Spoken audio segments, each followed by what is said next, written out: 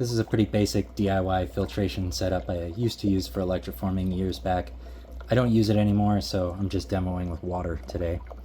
The principle works off of an airlift pump, so I just have a normal aquarium air pump off to the side back there, and the air gets pumped down this central gray tube through this PVC pipe and almost to the bottom.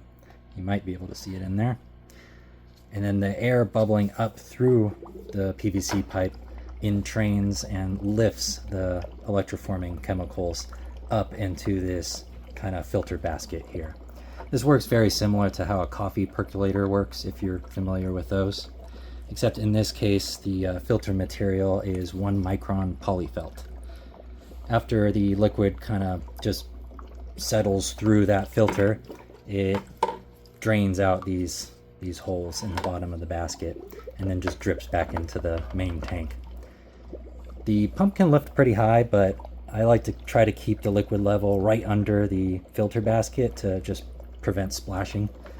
Similarly, this clear plastic removable top is just to prevent the bubbles from kind of spitting and splashing acid everywhere. And then the kind of slits on the side here actually let the air out. The idea there is I can just unscrew that, and I think it's kind of seized up because I haven't used this in years, but you can lift this clear plastic top off and then, you know, either clean or replace that filter media as needed.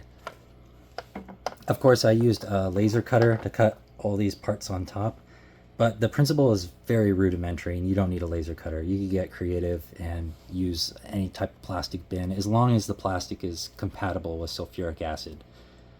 You don't want your hard work to kind of go wasted if it just disintegrates in the tank. In worst case scenario, you can contaminate your electroforming solution.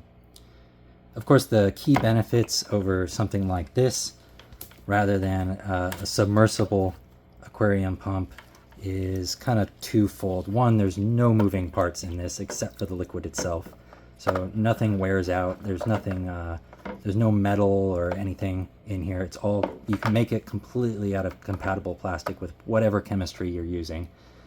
And the second thing is, you'll notice the other end of this thing has this. This is, or at least in the US, this is 120 volts AC, and you're putting 120 volts AC into this box.